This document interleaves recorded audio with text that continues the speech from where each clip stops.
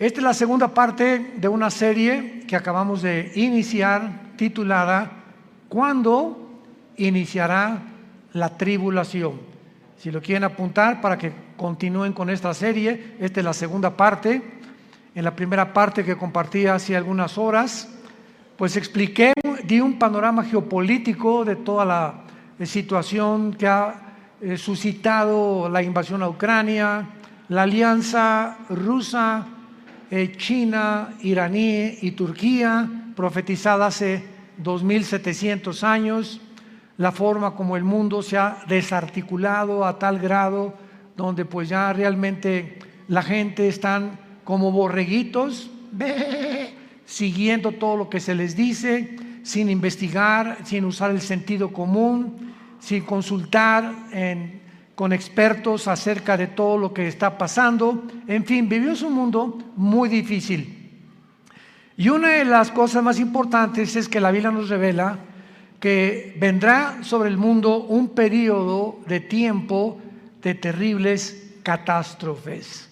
No son comparables con nada de lo que en toda la historia, escuchen esto, ni siquiera con el diluvio universal de los tiempos de Noé. Porque vino el diluvio, ¿verdad? Y murieron inmediatamente todos los seres humanos, menos 8 personas, Noé, su esposa, sus 3 hijos y las 3 esposas de sus hijos. Pero lo que se viene en el mundo se compara en la Biblia con los dolores de parto de una mujer. Cuando una mujer entra en dolores de parto, ya casi al iniciar el 9º mes, vienen dolores, van aumentando hasta que se rompe la fuente y llega la criatura tan esperada con el último dolor. Cristo comparó estos dolores de parto como se iba a llevar a cabo o como se iba a suceder los elementos geopolíticos, filosóficos, religiosos en el planeta Tierra antes de que Él venga por segunda vez. Y Cristo nos enseña, y sus apóstoles también muy claramente, que debíamos mantenernos vigilantes. Dice en Lucas 21:30 en adelante, para que sean dignos de escapar. ¿De escapar de qué? De la tribulación. ¿De qué otra cosa vamos a poder escapar, verdad? Porque hay personas que enseñan que la iglesia va a atravesar la tribulación. Pero cuando este estudio nos va a ayudar a ampliar nuestra capacidad de comprensión teológica y bíblicamente para entender que es imposible que la iglesia atraviese la gran tribulación. Nos vamos antes. Tal vez ahorita saliendo, tal vez ahorita en la noche, mañana, la semana que entra, no sabemos el día y la hora, pero ya los cascos del Apocalipsis se encuentran sonando en el cielo. Y a la voz del novio está gritándole a la novia: vengo por ustedes, prepárate, porque muchos en ese momento me dirán: Señor, Señor, y les contestaré: yo nunca te conocí. Hablamos lenguas, hicimos milagros.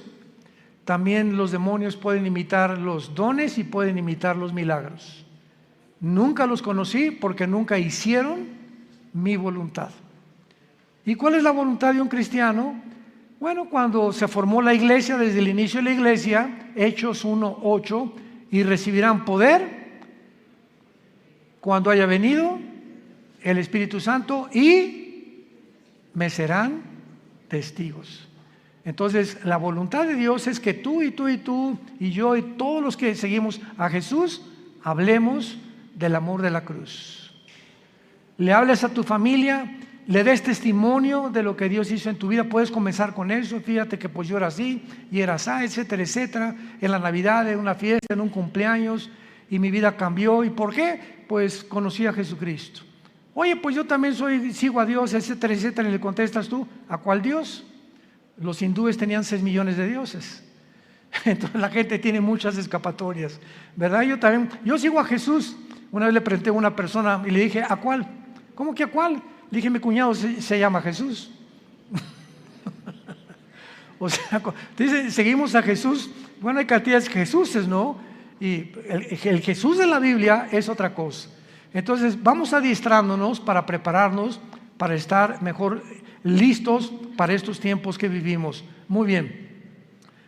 Muchas personas creen que el rapto de la iglesia va a ser el inicio de la tribulación. O sea, desaparecemos del mundo millones de personas y en ese momento comienza el anticristo a confirmar un pacto con los judíos y con varias naciones árabes. Sin embargo, no es eso lo que enseña la Biblia. El principal propósito de la tribulación, y la tribulación no se inicia con el rapto de la iglesia.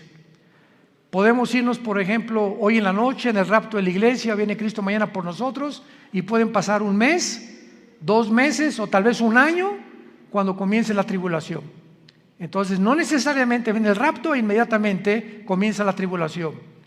La tribulación, los que quieran apuntar, comienza, tiene su inicio cuando el anticristo confirme un pacto de paz con la nación de Israel y con naciones árabes. Abran sus Biblias en el libro de Daniel, capítulo 9, versículo 27. Daniel 9, versículo 27. En este capítulo 9 de Daniel, de los versículos 24 al 27, se encuentra la famosa semana 70 de Daniel. Porque hace 2600 años, Daniel se encontraba en Babilonia cuando comenzó a leer al profeta Jeremías. Y Daniel descubre, leyendo el profeta Jeremías, de que el exilio o todo ese tiempo en que Nabucodonosor se llevó a los judíos a Babilonia, los 70 años de exilio estaban por terminar. Y Daniel se sorprendió, era un hombre de Dios que oraba 3 veces al día, en la mañana, en la tarde y en la noche. Estamos hablando de 1 a 2 horas diarias, en cada término de su oración. Entonces se hinca Daniel en el capítulo 9 y comienza a orar a Dios. Señor, ya va a terminar la cautividad babilónica. Jeremías profetizó que serían 70 años, y como él era un hombre que estudiaba la Biblia, como muchos cristianos, me espero que lo estén haciendo, estaba consciente de lo que iba a pasar. Entonces Daniel, después de orar, Dios le manda un ángel, y el ángel baja del cielo, y antes de que el ángel llegue a Babilonia o a donde estaba Daniel, Satanás envía a otro principado, al principado tal vez de Grecia o de Persia, para impedir que el ángel que mandaba Dios llegara a la tierra y le diera a Daniel el programa o la respuesta de cuánto faltaba para que Dios terminara con la nación de Israel. Entonces hay una guerra en el cielo, está en el capítulo 10 de Daniel, hay una guerra en el cielo. Finalmente el ángel llega hasta donde era Daniel, y el ángel le revela a Daniel todo el programa cronológicamente de la nación de Israel. Porque todo el Antiguo Testamento, el pueblo de Dios es Israel. El Nuevo Testamento es la iglesia, y la iglesia no es Israel, ni Israel es la iglesia. Son 2 entidades completamente diferentes. Israel no era el cuerpo de Cristo como se formó con la iglesia. Nosotros somos el cuerpo de Cristo.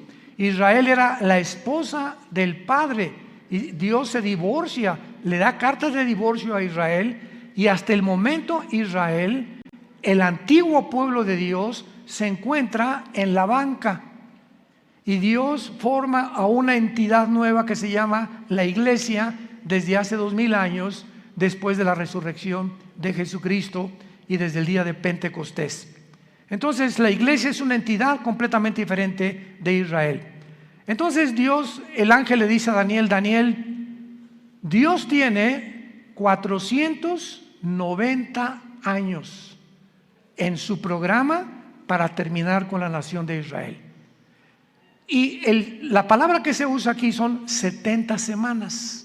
Así dice el versículo 24. 70 semanas están determinadas, decretadas sobre tu pueblo Israel y sobre tu santa ciudad Jerusalén. Los judíos tenían semanas de días y tenían semanas de años. Y aquí es lógico, ¿verdad? Por el contexto, que no está hablando de semanas de días, como lo vamos a comprobar. Entonces, 70 años están decretados para Israel, para que Dios ya acabe finalmente con toda la historia de Israel. Y el ángel le dice a Daniel: desde que se comience a restaurar la ciudad de Jerusalén, porque en aquel tiempo llegaron los babilonios, llegaron los medos persas, llegaron todo, ¿verdad? Y acabaron con Jerusalén. Cuando comience a ser restaurada Jerusalén, hasta el Mesías, habrá 483 años. 483 años, o sea, 6 semanas, que son semanas de años, vuelvo a repetir. ¿Cuándo se comenzó a restaurar Jerusalén? Nehemías, capítulo 2, del 1 al 6. Cuando el rey Artajerjes de Persia le ordena a Nehemías y le da permiso para que regrese a Jerusalén, que estaba hecha a pedazos, y comience su reconstrucción. Y del momento de que se decretó el regreso o la restauración de las murallas de Jerusalén hasta el Mesías, matemáticamente, damas y caballeros, santos de Dios, lo comentaba en la conferencia anterior, para cualquier ateo, cualquier escéptico, cualquier agnóstico que esté buscando evidencias en la Biblia, esto es extraordinario. Fueron exactamente desde la reconstrucción de Jerusalén hasta la muerte de Jesús 483 años. ¿Faltan cuánto?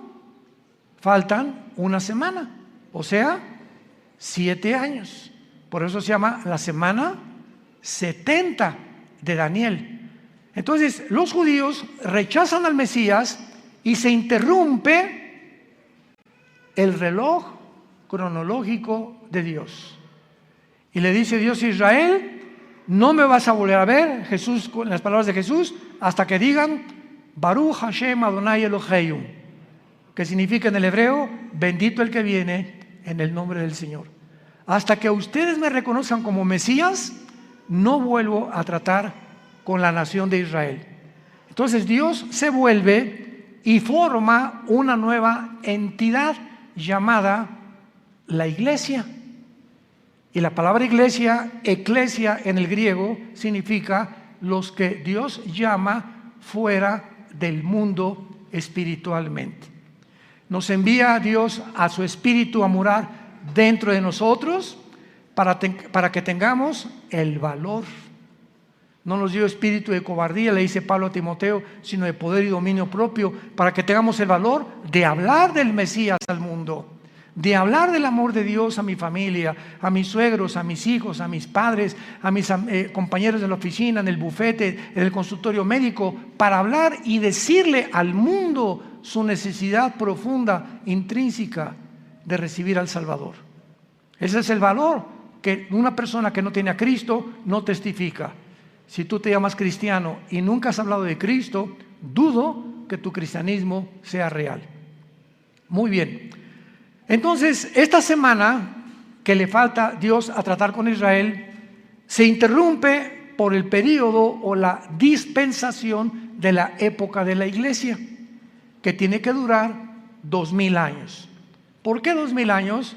Porque de Adán a Abraham, 2000 años, de Abraham a Cristo, 2000 años, y de Cristo a cuando termina la iglesia, 2000 años, o sea, 6000 años. Dios creó el mundo, el universo, en 7 días, ¿se acuerdan? Génesis capítulo 2. Entonces, este séptimo día, dice el Salmo 90 y 2 de Pedro 3, que para Dios un día son 1000 años, y 1000 años es como un día. Entonces, Dios establece su reloj cronológico desde los 6 días de la creación, que son un símbolo de lo que va a durar la historia del ser humano en este planeta. 6000 años nada más. Y cuando entremos al milenio, al séptimo día, vamos a entrar al reino mesiánico que serán nuestras vacaciones.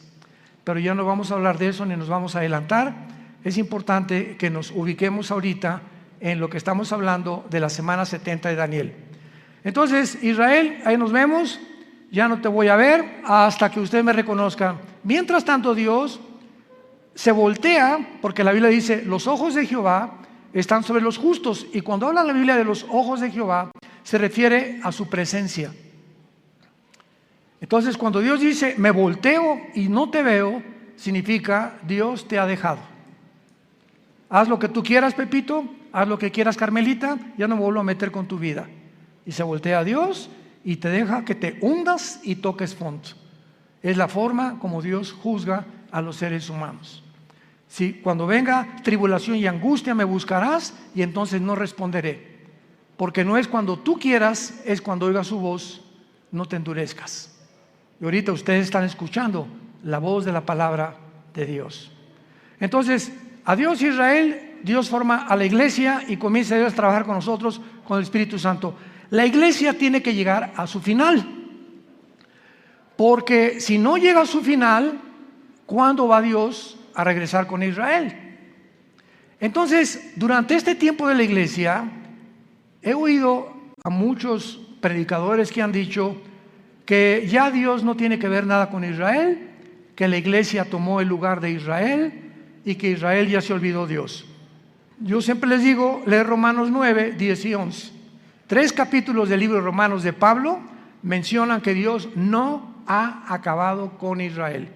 A nosotros nos injertó en el olivo original, en el olivo natural que es Israel, y nosotros somos el olivo silvestre. No somos el original, fuimos injertados en el olivo y en las promesas que Dios le dio en el pacto abrahámico a Abraham. Entonces todas las promesas que Dios tenía para Israel se vuelven a favor de nosotros, menos la promesa de la tierra, porque la promesa de la tierra que Dios le dio a Israel se va a cumplir en el reino mesiánico.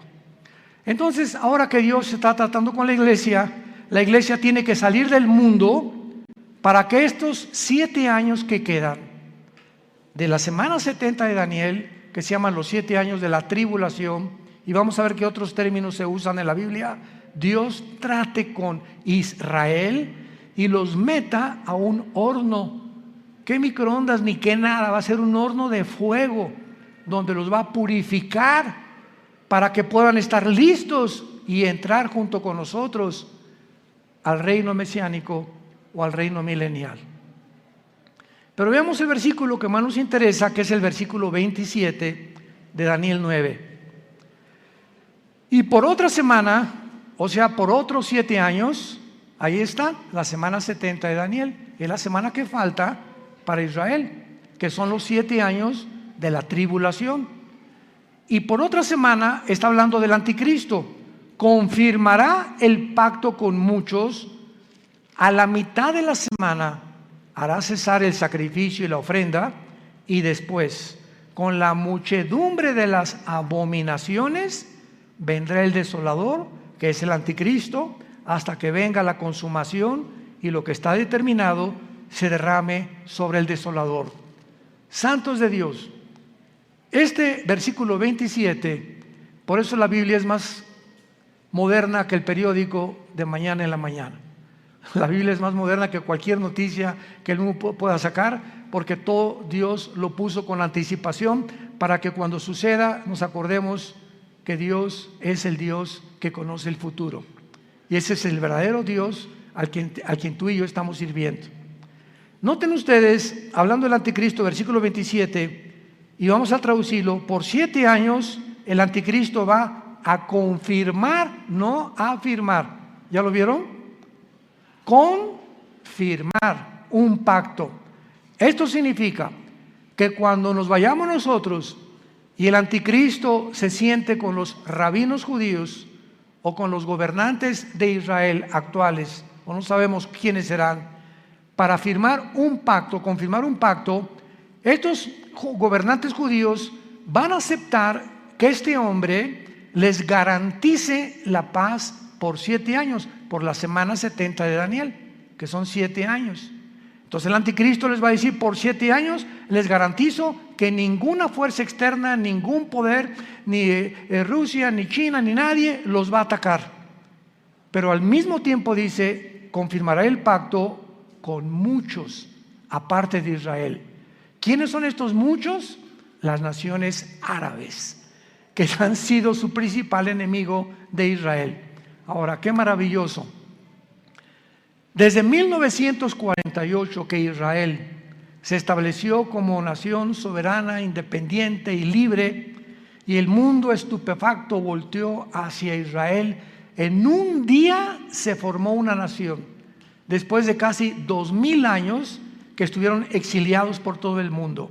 Entonces, esto es impresionante, porque desde 1948 hasta principios de este siglo, síganme con cuidado, hasta principios de este siglo, solo dos naciones árabes habían firmado pactos de paz con Israel: Jordania y Egipto, que todavía permanecen estos paz con Israel.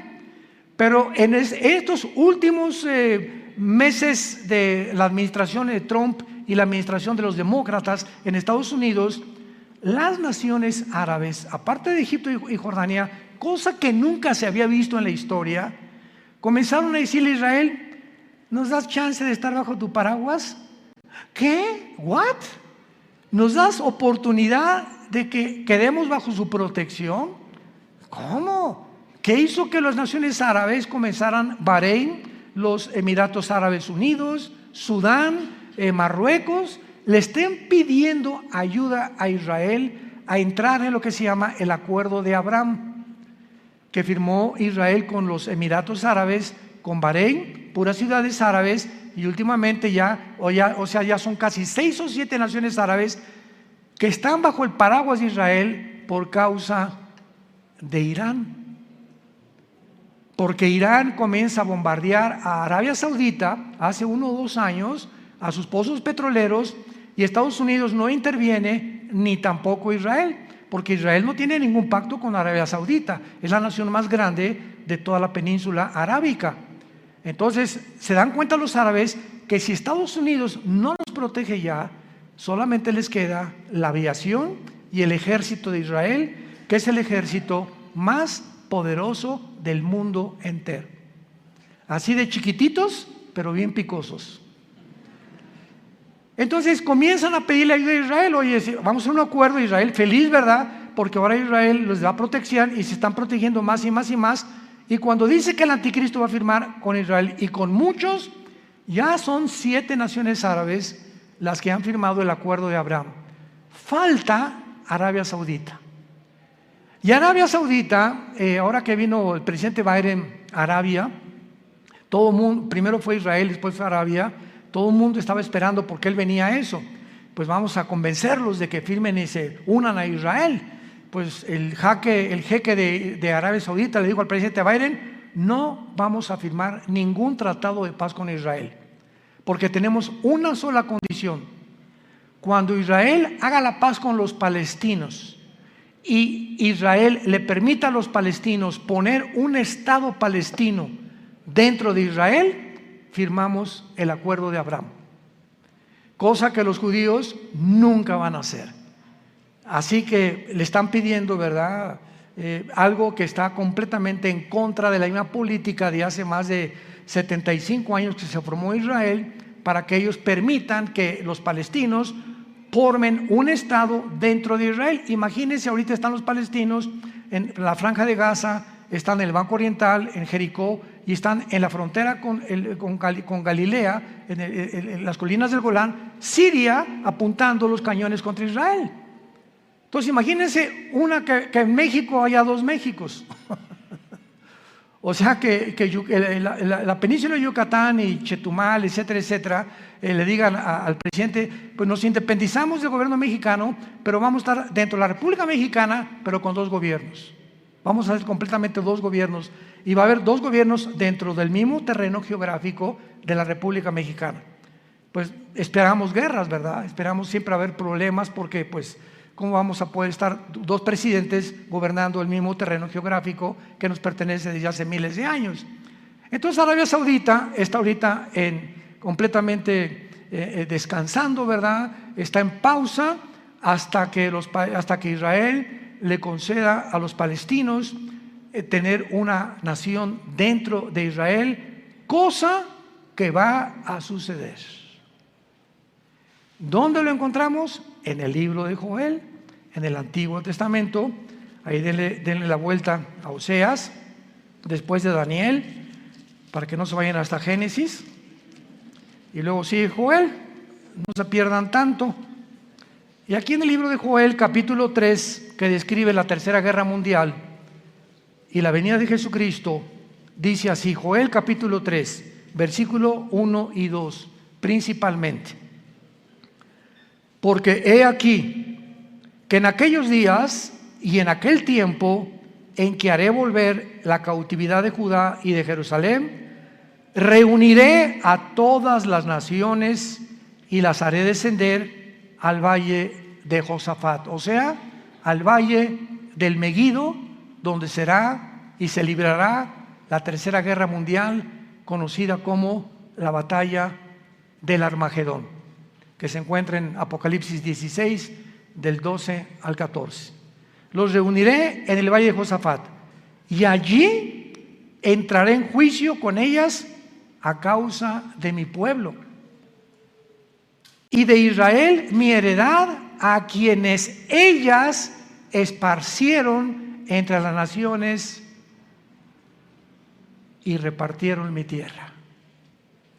Una de las razones por las cuales Dios se va a enojar con la nación de Israel es que van a acabar cediendo a la presión de otras naciones para permitir dos naciones dentro de una nación.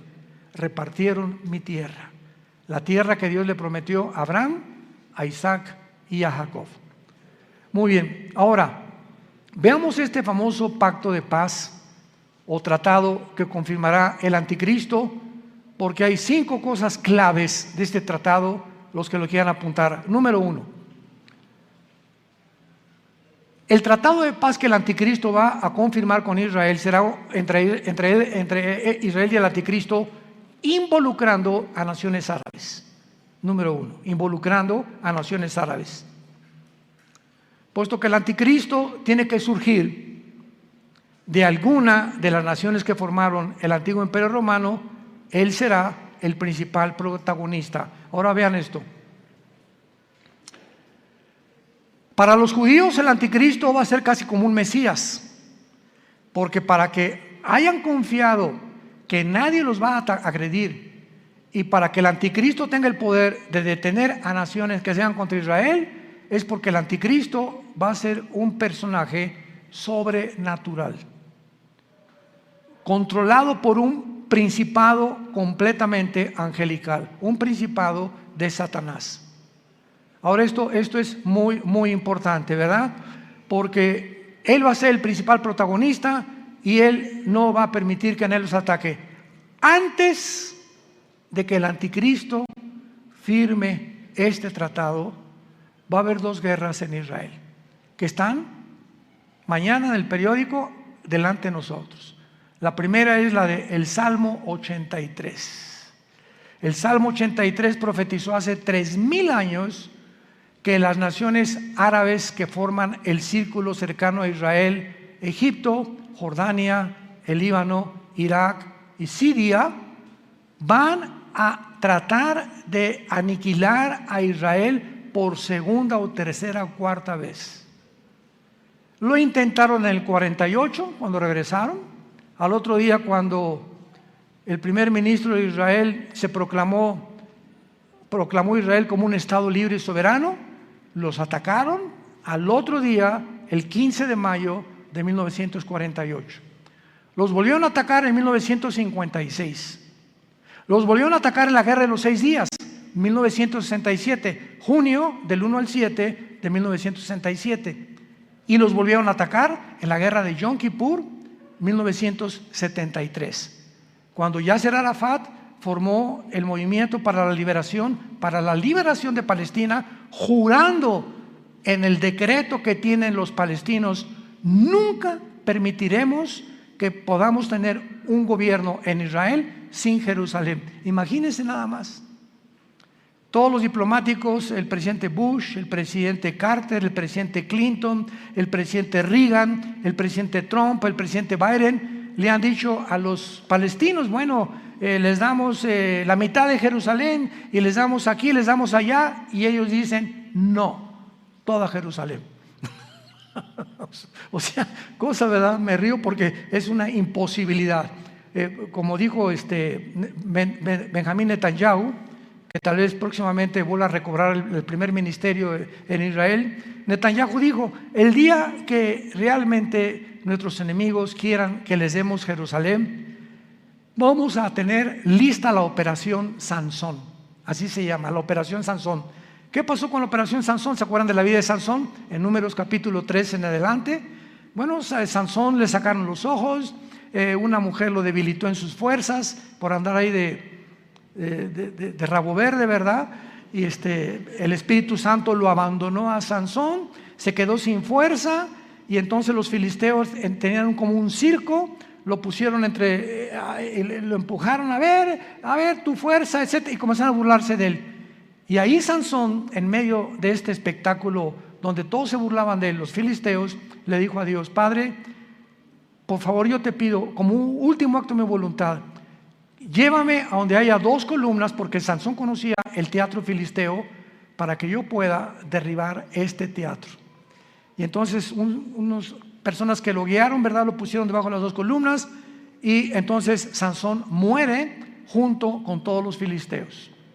O sea, Sansón tenía el ministerio de acabar con los filisteos, y fue hasta su muerte que terminó con ellos. En su muerte terminó con su ministerio. Entonces los judíos le llaman Operación Sansón. Si nos atacan, morimos junto con ustedes. Tenemos la bomba nuclear. Entonces Israel nunca va a permitir una invasión.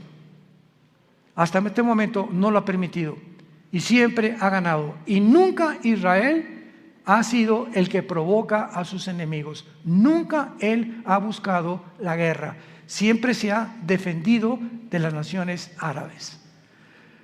Con esto, para que no haya malos entendidos, no estamos hablando que somos judíos, porque ahorita no hay judío, no hay griego, no hay gentil, no hay italiano, no hay mexicano.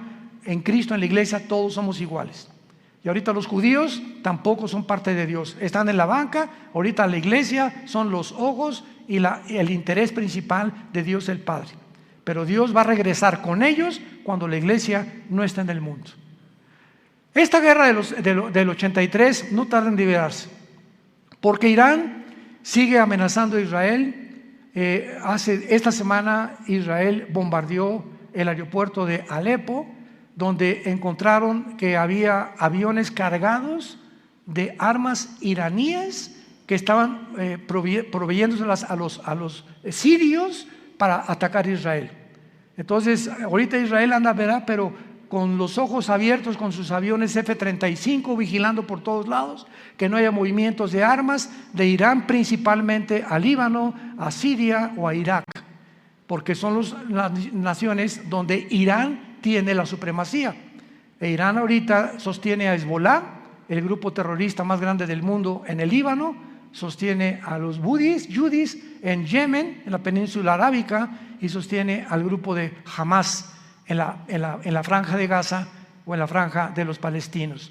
Así que Irán ahorita es el peligro número 1 del Medio Oriente, y es el que va a iniciar esta guerra para que ataquen a Israel. Muy bien.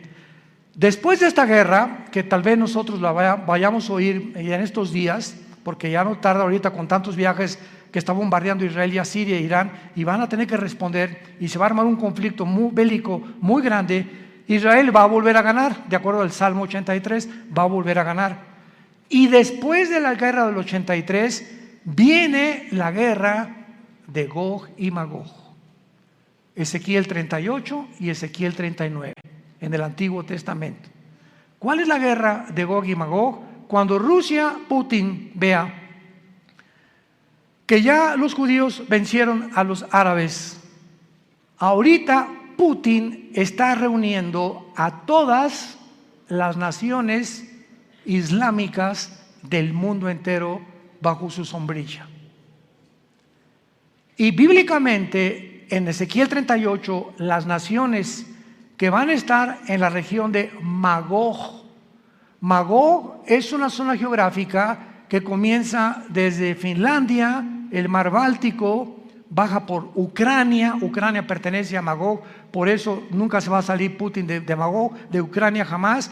Kirguistán, Uzbekistán, Kazajistán, Afganistán, Pakistán y todas las regiones del mar Báltico y del mar Negro que están al sur de Rusia, que se dividieron de Rusia en 1991, cuando el comunismo cayó, se perdió Rusia, la Unión Soviética, el 30% de su territorio, que son todas estas naciones que ahora son independientes de Rusia. Pues Putin, su propósito es reunirlas a todas, y todas son musulmanas, menos Ucrania. Todas son musulmanas, menos Ucrania. Y todas estas naciones se van a unir después de la guerra del 83 para venirse en contra de Israel. Qué interesante que Putin tenga semanas buscando alianzas con todas estas naciones. Ya está en Kazajistán, acaba de salir de Kazajistán hace algunos días y va a comenzar a recorrer o a hacer una campaña para unir estas naciones y se cumpla Ezequiel 38 y 39, que será la guerra de la antesala de la guerra del Armagedón. Y pienso de una forma particular que estas dos guerras, la del Salmo 83 y la de Ezequiel 38 y 39, van a suceder antes de que nos vayamos de este mundo. Es posible que veamos y seamos testigos de estas dos invasiones. Y el anticristo, viendo que otra vez derrota Israel a Rusia, porque viene de Rusia con Gog y las naciones musulmanas, entonces el anticristo va a ser el papucho de papuchos. Y ya no va a haber nadie que le pueda hacer frente en el mundo entero, porque ya acabó Rusia, ¿verdad? Ya acabaron las naciones árabes, el primer círculo, los musulmanes ya no van a tener el poder para poder atacar a Israel. Y entonces el anticristo va a erigirse como el dictador número uno del mundo entero, y el anticristo va a unir a Europa con el Medio Oriente. Se van a formar dos continentes, Asia, Medio Oriente y Europa, en una mezcla. Daniel capítulo 7, los 10 cuernos y los 10 dedos de la estatua de Nabucodonosor, y de entre estas 10 naciones, 5 de Europa y 5 del Medio Oriente, dentro de una de ellas, Daniel 7 dice, surgirá el anticristo.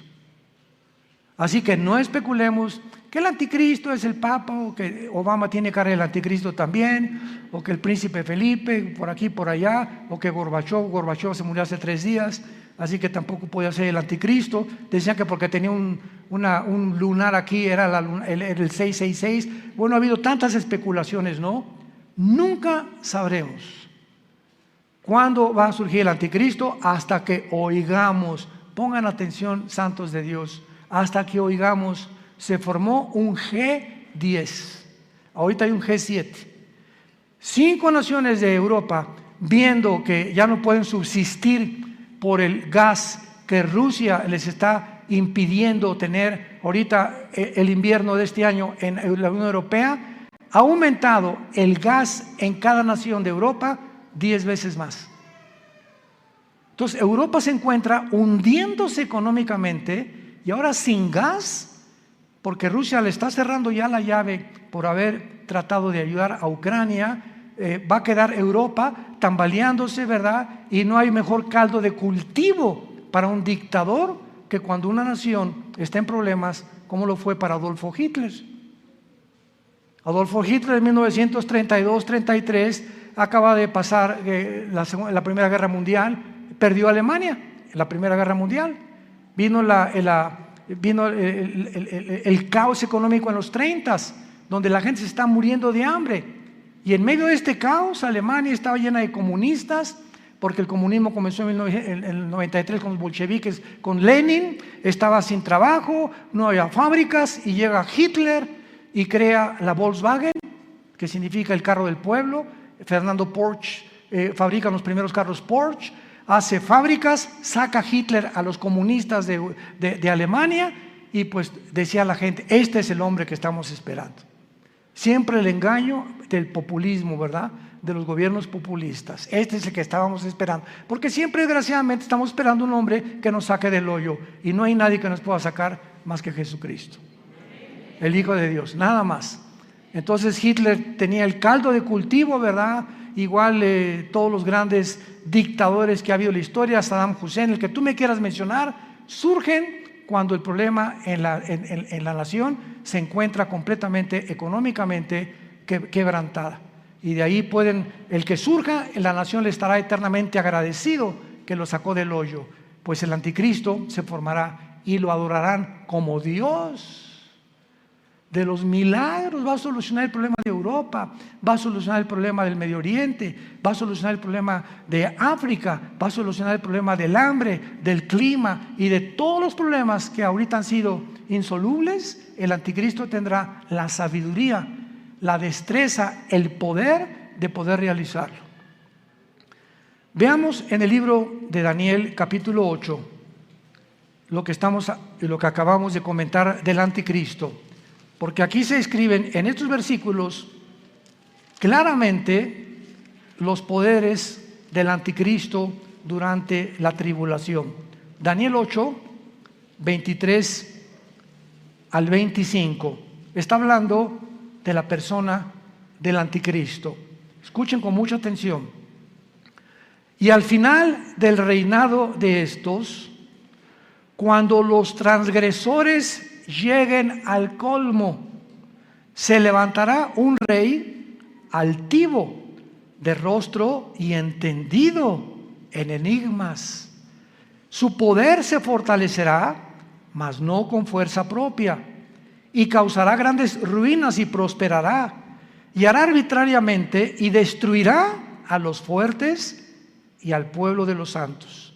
Con su sagacidad hará prosperar el engaño. En su mano y en su corazón se engrandecerá, y sin aviso destruirá a muchos, y se levantará contra el príncipe de los príncipes, pero será quebrantado, aunque no por mano humana. Rápidamente, para terminar, resalto estas características. En primer lugar, el poder del anticristo no será de él. Su poder se fortalecerá, mas no con fuerza propia, y lo explica Apocalipsis capítulo 13. Y Satanás le entregó su autoridad, y le entregó su poder, y le entregó su sabiduría al anticristo. Por eso dice, su poder se fortalecerá, pero no de él. Todo lo que él haga será porque estará completamente poseído por principados demoníacos. En segundo lugar, dice el versículo 23, que va a ser un rey altivo de rostro y entendido en enigmas. Apunte la palabra en hebreo, enigmas, que es chida. No chiro, chida. C-H-I-D-H-A. Chida. Escuchen lo que significa la palabra chida. Significa dichos o cosas difíciles de resolver, problemas para la inteligencia común del ser humano. O sea, que él va a tener una capacidad sobrenatural, científica, filosófica, política, religiosa, que va a asombrar a la mente más brillante que pueda en ese tiempo existir en el mundo. Entendido en enigmas, su poder se fortalecerá, prosperará y hará arbitrariamente y destruirá a los santos con su sagacidad. Esta palabra sagacidad es la palabra sekel en el hebreo, S y con K, sekel, apúntala, que significa inteligencia para resolver crisis. Con su inteligencia para resolver crisis hará prosperar el engaño. O sea, todo su reino será de engaño, de mentiras, de promesas falsas, porque a los 3 años y medio, en lugar de los 7 años, entrará al templo judío, les permitirá reconstruir el tercer templo a los judíos, los traicionará a los judíos y comenzará la persecución. Mateo 24, 15 al 20. Así que nos encontramos, hermanos, ante un panorama delante de nosotros que es muy claro, porque será un pacto firme el que va a confirmar. Va a iniciarse con 7 años de falsas promesas. Les dará a los judíos el derecho de reconstruir el templo, y a los 3 años y medio profanará el templo, persiguiendo a los judíos y a los cristianos que queden en aquellos días. Tenemos ante nosotros una película, por eso se llama el Apocalipsis. ¿Saben qué significa la palabra Apocalipsis? Viene del griego descorrer la cortina, es lo que significa, descorrer la cortina. Dios en el Apocalipsis nos descorre las cortinas que nadie con su inteligencia natural o humana puede penetrar en el futuro más que el Dios de la Biblia. Nos corre y nos abre la ventana para que nos asomemos y nos diga: he aquí, vengo en breve. Dichosos los que lavan sus ropas para tener derecho al árbol de la vida, y para que sepan que en cualquier momento vengo por ustedes, y muchos se arrepentirán, se jalarán los pelos al darse cuenta que era demasiado tarde, porque nunca hiciste firme tu vocación y tu elección. La puedes tú hacer en esta tarde a través de la convicción que el Espíritu Santo causa en tu corazón. Oremos. Te damos gracias, Padre y Dios de Jesucristo nuestro Señor, el gran pastor de las ovejas, por el pacto sempiterno. Oramos que Dios te haga hacer, que te motive, y que tu pueblo pueda despertar, Señor, porque tu pueblo está dormido. Hay un engaño operando en el mundo entero ya, haciéndonos creer cosas que no son reales. Los medios de comunicación están llenos de mentiras, falsedades por todos lados, donde el mundo ya no sabe qué creer y qué no creer. Pero tenemos la palabra profética más segura, a la cual haríamos bien en estar atentos como una antorcha que alumbra en lugar oscuro, hasta que el lucero de la mañana salga en nuestros corazones. Gracias, Padre, por tan grande salvación, por esa cruz donde tu Hijo le pusieron espinas en la cabeza, clavos en las manos y clavos en los pies, y desangrando y agonizando, Él pudo expresar las palabras más sublimes que un hombre en ese estado pueda expresar: perdónalos, porque no saben lo que hacen. Pero en este momento tú ya sí sabes que Él murió por ti, para pagar por tus pecados, que fue enterrado, crucificado y resucitado a los 3 días, y que tú necesitas abrazar esa cruz hoy, que tu corazón está preparado, e invitarlo a tu vida como tu Señor y Salvador. Dile estas palabras desde lo profundo de tu alma, si quieres en este momento arrepentirte de tu vida y entregársela a Dios. Padre, te pido perdón por mi vida, por mis pecados. Creo que en esa cruz con tu sangre pagaste por ellos, y que a los 3 días resucitaste de los muertos. Y porque creo que vives, Jesús, te pido que entres a mi corazón como mi Señor y mi Salvador. Te doy gracias por la vida eterna y por lo que harás en los pocos días que me quedan de vida para hablar de ti, Señor. No perderé ninguna oportunidad ya en la vida de dar testimonio de tu gracia y amor en la cruz. En el nombre de Jesús. Amén. Gracias a Dios por esta palabra.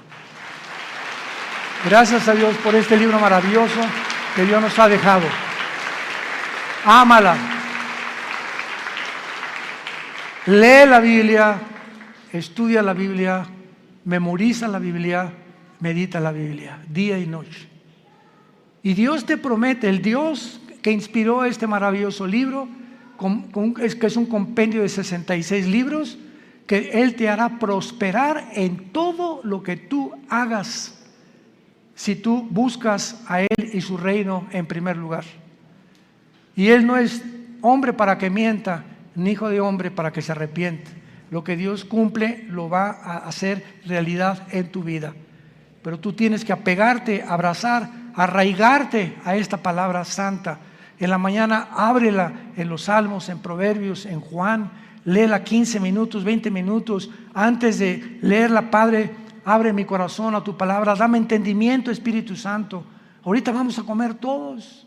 No están ayunando, ¿verdad? Y antes de comer, donde quiera que estés hoy, agarra a tu mamá, a tu esposa, que tal vez no habías hecho. Padre, gracias por estos taquitos de barbacoa.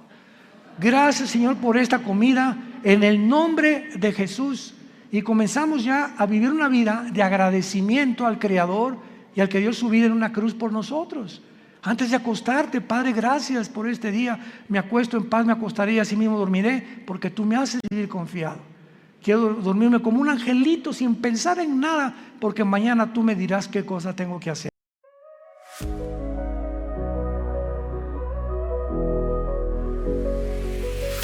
I saw you standing there, a spark in your eyes. Caught in the moment, took me by surprise. Your smile lit a fire I couldn't ignore, something I'd never felt before. The world fades away, it's just you and me.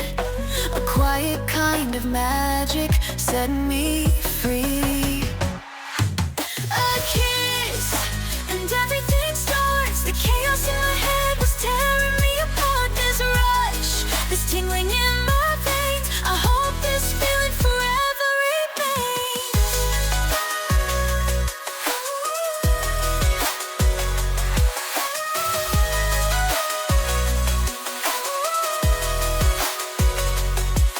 Your touch is a melody, soft and sweet, a rhythm in my heart I can't repeat. Every glance, every word feels so real, a love so new yet so surreal. Is this what they mean when they say it's true? A first love that's bright yet feels so new.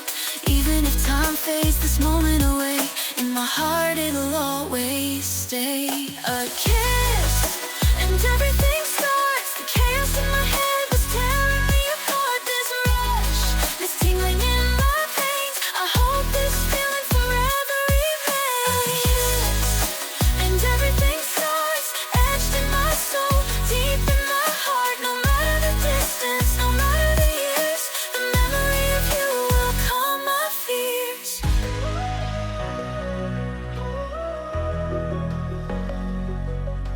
Time moves on, but I'm still holding tight to that fleeting moment that felt so right. Though life takes us down different roads, your love's the light that forever glows.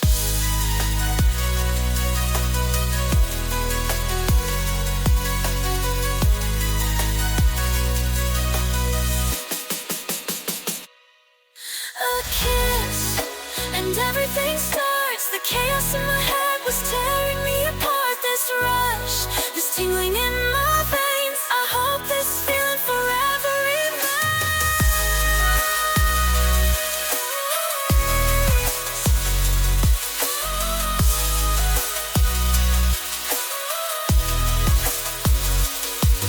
This rush, this tingling in my veins. I hope this feeling forever remains.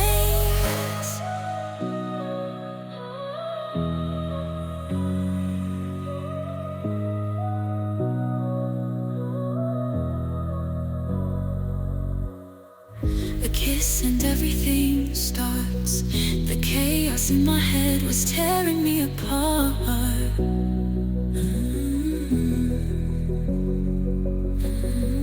This rush, this tingling in my veins. I hope this feeling